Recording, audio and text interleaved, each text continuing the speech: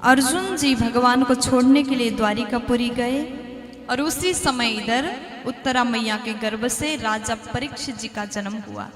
बोलिए परीक्षित महाराज की जय हो। बड़े बड़े साधु संत आए, परीक्षित जी के जन्म कुंडली बनाया और उसके बाद परीक्षित राजा के बारे में बताया। ये जो बालक है ना, बड़ा होने के बाद में बड़ा सुंदर होगा, गुणवान होगा, अच्छा राजा बनेगा, भगवान राम की तरह राज्य करेगा, धनुर्विद्या में अर्जुन के समान होगा।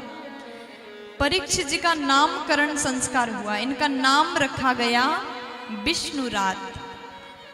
विष्णुरात का अर्थ क्या हुआ? जब परीक्षित जी माँ के गर्भ में थे ना, भगवान विष्णु द्वारा यानी कृष्ण द्वारा रक्षित थे। विष्णुना रातः इति विष्णुरात। अब परीक्षित जी का नामकरण हुआ, लेकिन अर्जुन जी भगवान को छोड़ने के लिए गए थे, अभी तक वापस नहीं आए। प्यार से बोलो राधे राधे। थोड़ा जोर से बोल दो ना, मस्ती में बोलो ना जी, मुस्कुरा करके बोल दीजिए ना। आनंद आ रहा है कि नहीं? अभी तो सिर्फ कितना बजा? अच्छा हाँ, हम भूल जाते हैं। हे घड़ी 40 मिनट हुआ है 2 बज के। प्यार से बोलो राधे राधे। थोड़ा जोर से बोल दीजिए ना। तो 4 बजे तक हम लोग कथा करेंगे और आज श्याम जी का कीर्तन भी है, याद है कि नहीं? शायद इसलिए इतने सुंदर बन के आए हो सब कोई। प्यार से बोलो। अब अर्जुन जी महाराज जैसे भगवान को छोड़ने के लिए द्वारिकापुरी गए, बहुत समय बीत गया, वापस नहीं आए। वापस नहीं आए तो युधिष्ठिर जी को चिंता हुआ। बहुत दिन बाद अर्जुन जी आते हुए दिखे, लेकिन उनका चेहरा उदास है। युधिष्ठिर भैया ने पूछा, अर्जुन आप इतने दुखी क्यों हो, क्या कारण है? तब अर्जुन ने कहा, वंचितो हम महाराज हरिणा बंधुरूपिणा एन मे परितं तेजो देव विस्मापनम महत्। हमारे नाथ भगवान कृष्ण हमको अनाथ करके चले गए। कृष्ण रूपी सूर्य अस्त हो चुका है। जैसे ये सुन लिया, कुंती बुआ ने उसी समय प्राण को त्यागा। पांडव द्रौपदी जी को लेकर के चले गए स्वर्गारोहण करने। परीक्षित जी को छोटे से उम्र में राजा बना दिया।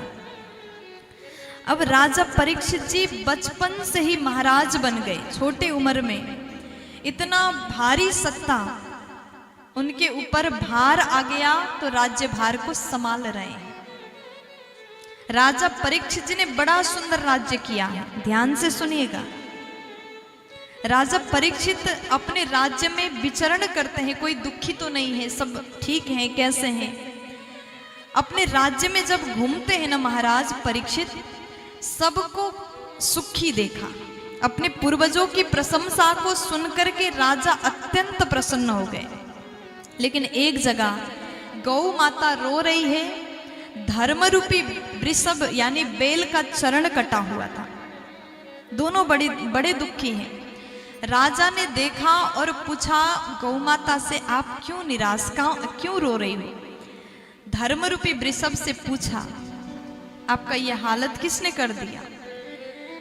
तब धर्मरूपी वृषभ बोले, महाराज ये संसार में कोई किसी को सुख या दुख नहीं दे सकता। सब व्यक्ति अपने कर्म के कारण सुख अथवा दुख को प्राप्त करते हैं।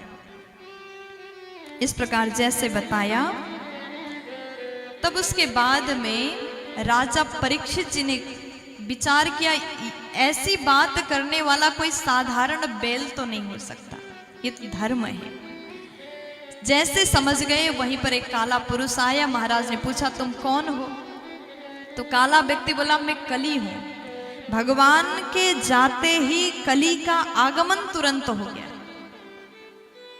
राजा ने कहा तुम अगर कली हो तो मेरे राज्य में तुम्हारे लिए कोई जगह नहीं, यहां से चले जाओ।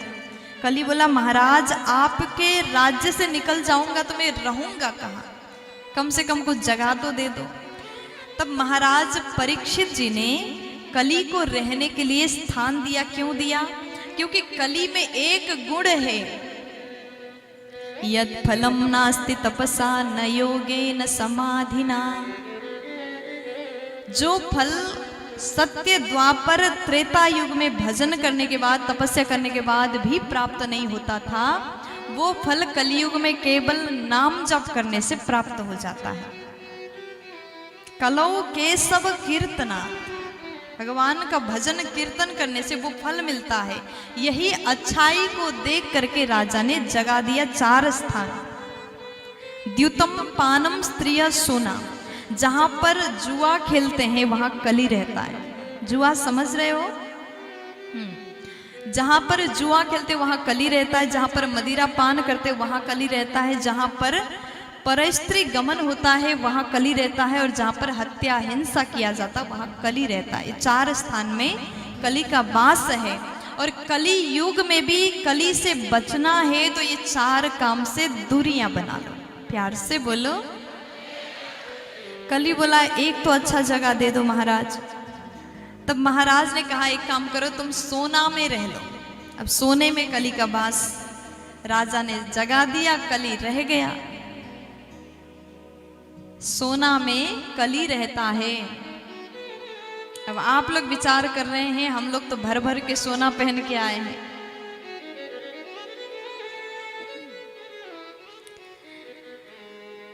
कौन से सोना में कली रहता है? अगर कोई व्यक्ति चोरी करके सोना पहन ले तो उसके सोने में कली रहता है। लेकिन अगर कोई व्यक्ति अपने मेहनत की कमाई से सोना खरीद ले तो उसमें तो भगवान कृष्ण रहते हैं। धातु नाम अस्मि कांचनम, भगवान कहते धातुओं में मैं सुवर्ण में रहता हूं। मेहनत की सोना में भगवान रहते हैं, चोरी की सोना में कली रहता है। इसलिए चोरी करना नहीं चाहिए, पाप है, महापाप है। अब राजा ने जगा तो दिया लेकिन कली तुरंत महाराज के मुकुट पर बैठ गया। उस दिन राजा परीक्षित ने जरासंध का मुकुट पहन के गए थे।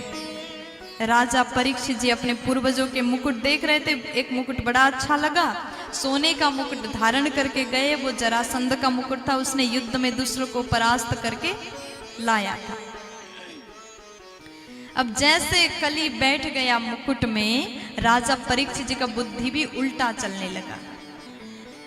राजा परीक्षित शिकार करने के लिए गए, एक कुटिया के पास पहुंचे, समीक जी का कुटी, अंदर ऋषि समीक तपस्या कर रहे हैं। राजा को बहुत जोर से प्यास लगी। राजा ने जल मंगाया, कोई मुझे जल्दी पानी पिला दो। किसी ने जल नहीं पिलाया तो राजा को क्रोध आया। बहुत देर बाद राजा ने देखा वहां पर एक मृत सांप पड़ा था, उसको तलवार से उठाया, समीक जी के गले में डाल दिया और अपने राज्य में चले गए, महल में चले गए। और जाकर के जैसे मुकुट को उतार करके रखा, राजा को पता चला कि आज हमसे बहुत बड़ा पाप हो गया। अब क्या करना चाहिए? राजा परीक्षित दुखी होकर के विचार करें, अब मैं क्या करूं, कैसे प्रायश्चित करूं।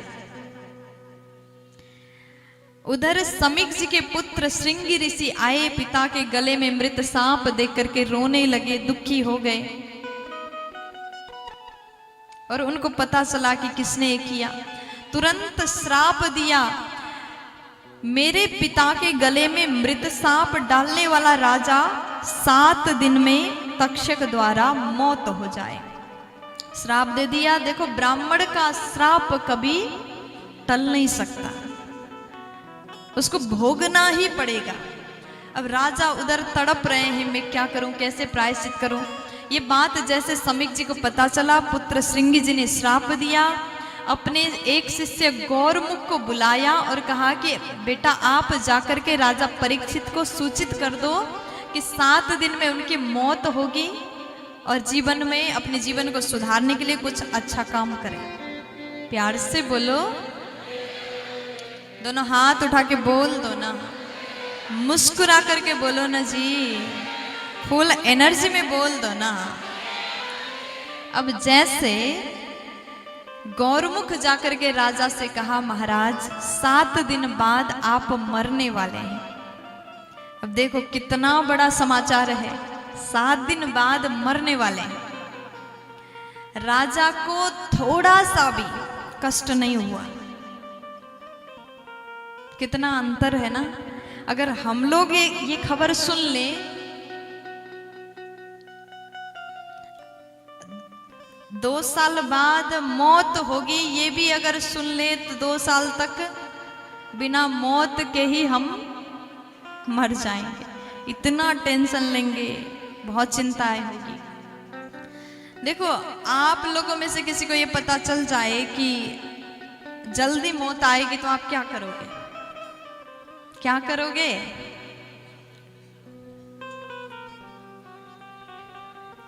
कुछ नहीं करोगे क्या? भगवान का नाम लेंगे? पक्का? झूठ बोल रहे हैं ऐसा लग रहा है। देखो हम बता दें, अगर पता चल जाए कि मौत आने वाली है तो पहले तो वो जितना भी अपना प्रॉपर्टी होगा उसको किसको देना है वो सेट करेंगे। ये सच्चाई है, आप चाहे कितना भी झूठ बोलो, सब करते हैं। और माताओं को चिंता होगी अपनी ज्वेलरी की, अरे हम सही में मर गए तो कहीं बहू ले न जाए, पहले बेटी को दे देते हैं। बहुत से जगह ऐसा हमने देखा है। बुढ़ापे में माताओं को चिंता अपने जिंदगी का नहीं होता, मरूंगी तो फिर क्या पता भगवत धाम जाऊंगी कि नहीं जाऊंगी, चिंता नहीं होगा, क्या पता ये सोना कौन ले जाएगा।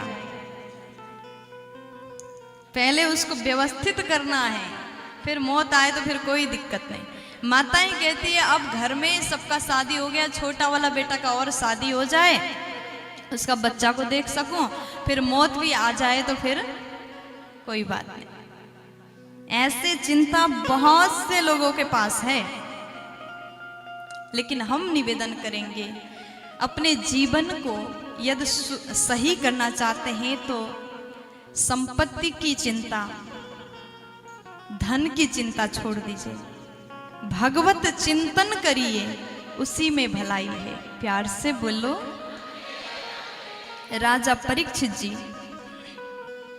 तुरंत अपने राज्य भार को छोड़ करके अपने बच्चों को दे करके उसी समय जिस घड़ी में उन्होंने सुना कि 7 दिन में मृत्यु आएगी, उसी समय राजा परीक्षित भजन करने के लिए गंगा जी के तट में गए और वहां जाकर के आसन लगा करके बैठे। महाराज की 7 दिन में मौत होगी ये समाचार सुनकर के बड़े बड़े साधु संत वहां पर उपस्थित हो गए। सब कोई आए, लेकिन राजा को समझ में नहीं आ रहा कैसे मैं अपने जीवन को सुधारूं। कोई कहते महाराज गीता पढ़िए, कोई कहते हैं वेद पढ़िए, सब कोई अपना अपना उपदेश देने लगे। लेकिन राजा विचार कर रहे हैं मैं क्या करूं, कैसे अपने जीवन को सुधार लूं। केवल 7 दिन का समय है। इतने में सुखदेव जी का आगमन हुआ। बोलिए सुखदेव भगवान की जय हो। राजा ने जैसे देखा 16 वर्ष के सुखदेव जी, होठों में मधुर मुस्कान है, शरीर में तेज है, चेहरा में दिव्य चमक है। सुखदेव जी को देख करके राजा को लगा यही है गुरुदेव, यही मुझे उपदेश देने के लिए आए हैं, अब मुझे कोई चिंता नहीं। गुरुदेव आए हैं, उन्होंने स्वागत किया, आसन में विराजमान कराया और पूजन किया, आरती उतारा, फिर चरण में बैठ गए। हाथ जोड़ करके राजा परीक्षित ने प्रश्न किया है, प्रभु अतः पृच्छामि संसिद्धिं योगिनां परमं गुरुं पुरुषस्य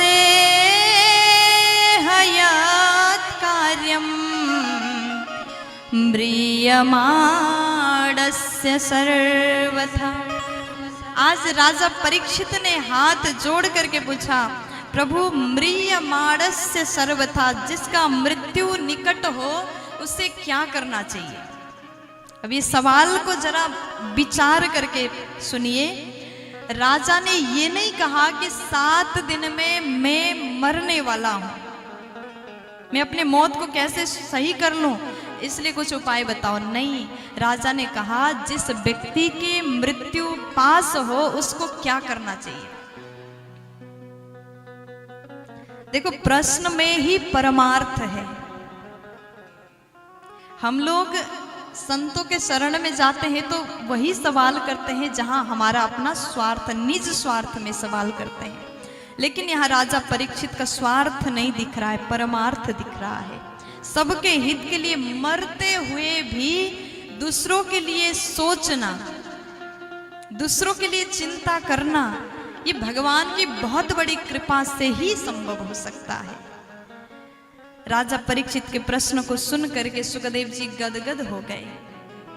एक ही सवाल किया, तुरंत सुखदेव जी मंगलाचरण भी नहीं किए और जवाब दे रहे हैं।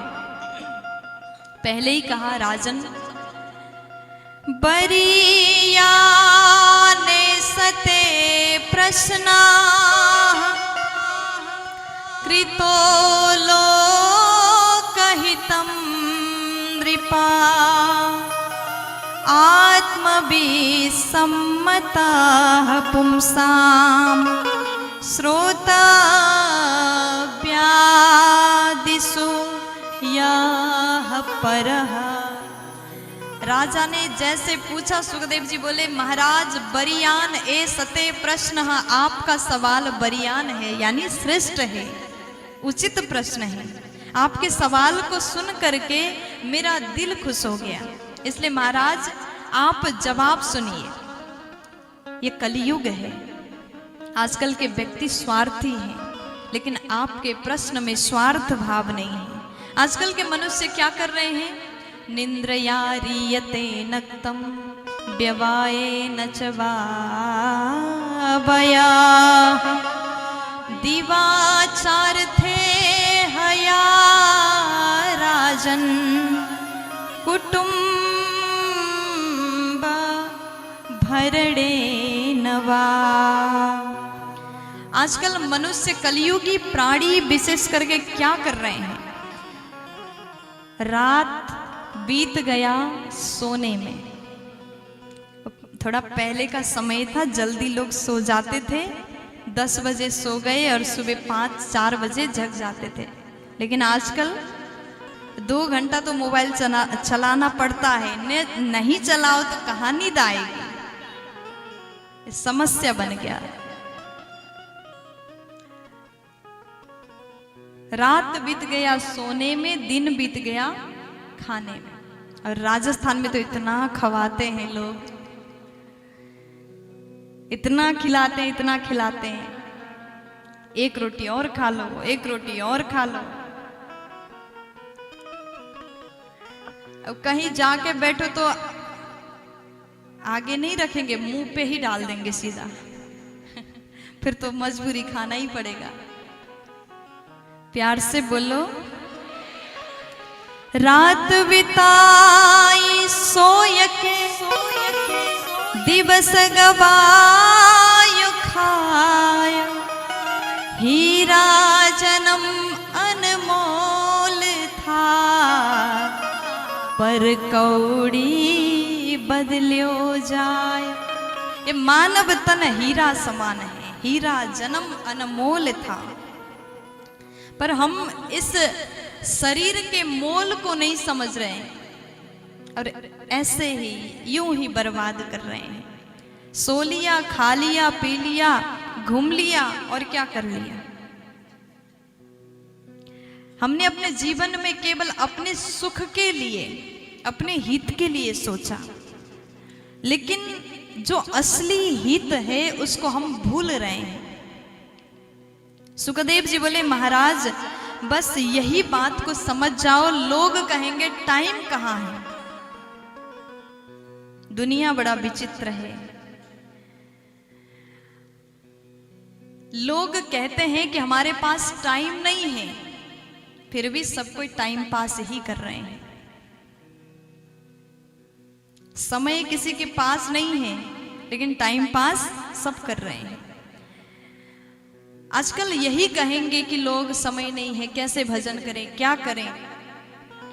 पर सुखदेव जी बोले, काम करते चलो और नाम रटते चलो।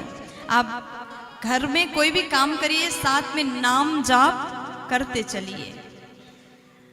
अगर ऐसा करोगे तो बैठ करके 3 घंटा भजन करने की आवश्यक नहीं होगी। हर श्वास में, हर पल पल आप नाम जप कर रहे हैं। और सुखदेव जी ने कहा कि महाराज, अब भागवत कथा हम सुना रहे हैं तो आप आसन को सही करिए। आसन का अर्थ ये नहीं जिसके ऊपर आप बैठे हैं, आसन का अर्थ है आप किस पोजीशन में बैठे हैं। जितासनो जित श्वासो जित संगो जितेन्द्रिया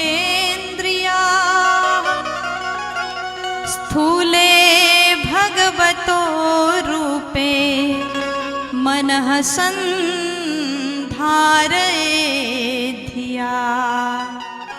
आसन को जीते। आप एक आसन में बैठे, पद्मासन में बैठे तो 3 घंटे उसी आसन में बैठिए। संभव है? 3 घंटे नहीं, 4 घंटे। 3 घंटे तो हो गए। एक आसन में बैठ करके कथा सुनना चाहिए, लेकिन सभी को पैरों में दर्द है। कभी पैर को आगे, कभी पैर को ऐसे फोल्ड करेंगे, कभी थोड़ा सा बाहर चल के आएंगे। ऐसे नहीं सुनना चाहिए। जितासनो, आसन को जीतिए। जित श्वासो जित संगो, संग को जीतिए। संग को जीतना अर्थात अच्छे व्यक्ति का ही संग करना। जितेंद्रिय, इंद्रिय के ऊपर विजयी पाना। फिर उसके बाद स्थूले भगवतो रूपे मनः संधारयेधिया, मन में भगवान का रूप धारण करिए। बोलिए विराट स्वरूप भगवान की जय हो। अब ऐसे श्री सुखदेव जी ने राजा को कहा, महाराज आप इस प्रकार बैठ करके कथा सुनिए। सर्वप्रथम मुक्ति के बारे में बताया। सद्यो मुक्ति, क्रम मुक्ति, 2 प्रकार के मुक्ति है। सद्यो मुक्ति को राजा ने चुना, सीधा भगवान की कथा सुन करके भगवत धाम जाना। राजा ने सद्यो मुक्ति चुना, उसके बाद सुखदेव जी ने वही कथा सुनाया, यानी सीधा भागवत सुनाया। भागवत सुनने के बाद राजा को मुक्ति मिल जाती है।